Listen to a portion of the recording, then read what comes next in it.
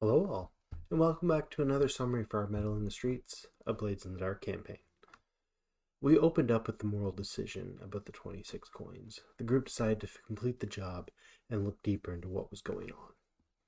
Collecting the money, taking some time to tear up and everything else, the crew is now ready to face this world as a tier 2 crew, meaning people will take them seriously. They are an actual threat to those above them, meaning both great and awful things are on the way. As the group prepared for their next score, Needle went to Madame Sinclair. She was not informed about this and became very concerned finding out the military might be involved. She offered 2 coins for the silence, but Needle pushed for more, managing to get a copy of her insignia. Madame Sinclair made him promise and bind him to his promise that nothing about the military would come back on her. As well, there was an agreement that this emblem would not be used in any way that would ruin her reputation.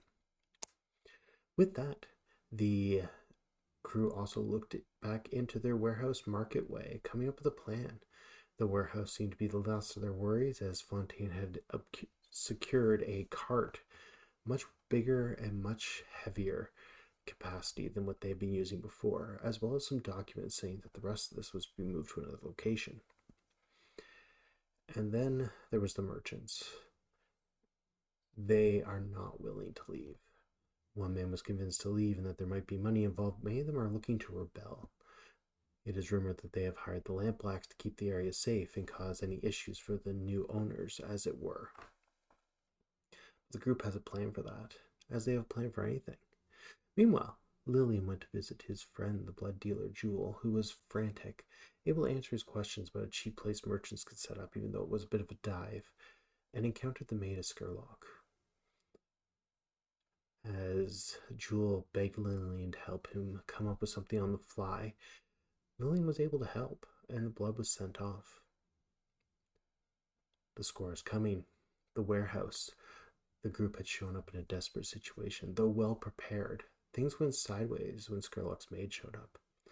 She was concerned that some of Skurlock's items were on the list of being collected, and this sent everything into a tumble. The two inside did their best, both to convince the clerks and her of the situation. The reputation with Skurlock has dipped slightly, as the maid was unconvinced and a little bit upset, but she did not cause more problems, and Fontaine trains the two clerks to get this moving. Meanwhile, outside, the others encountered a woman screaming at them and throwing fish at them. It turned out to be the snakeling had possessed this woman in an attempt to get back those it blames for its murder. After discovering what the situation was, the crew's whisperer wasted no time storing this ghost in a bottle. Done with its antics and done with it causing a problem for the crew, they decide what to do next. With the metal objects moved and sourced, we move on to the ritual. Needle has a plan to clear out the merchants. However, things have gone askew into a desperate situation. And with that, I'll catch you all next week. Hope everyone's safe, and I will see you at the table. Bye for now.